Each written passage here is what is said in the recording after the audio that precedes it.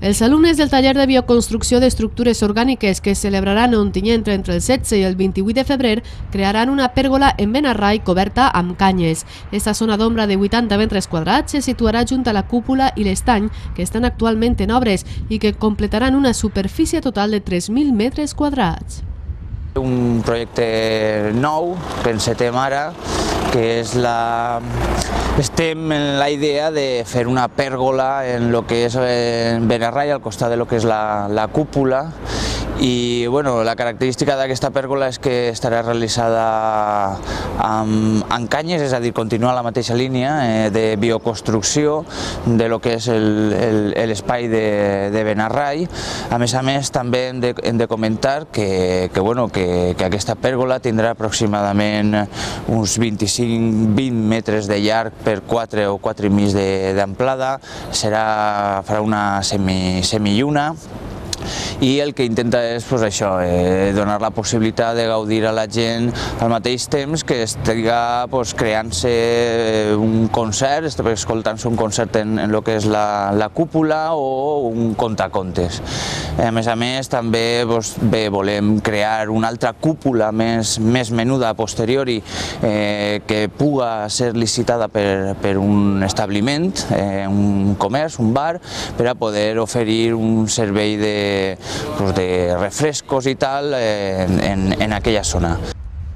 El taller de bioconstrucció està subvencionat per l'Ajuntament, excepte els 70 euros necessaris per persona en concepte d'assegurança i esmorzars, que seran 55 per als que formalitzen la inscripció abans del 6 de febrer. A més, s'ofereix la possibilitat d'allotjar-se en l'Albert Perú amb un preu de 130 euros. Amb pensió completa, el preu és de 288 euros.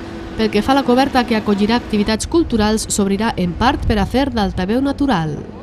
La part que dona cap a l'autovia es llevaran els triangles, deixant una obertura, fem una espècie d'altaveu que és per a determinats actes, com podrien ser, he dit abans, concerts, contacontes en xiquets, etc.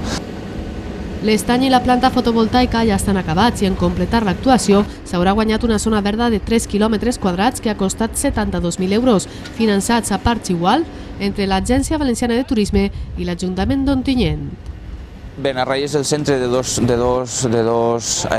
actuacions més. Una és la d'Ontinyent Participa, que era la il·luminació de Benarrai, que està acabant-se esta setmana o la setmana que ve acabarà de concloure també el que és la il·luminació de Benarrai.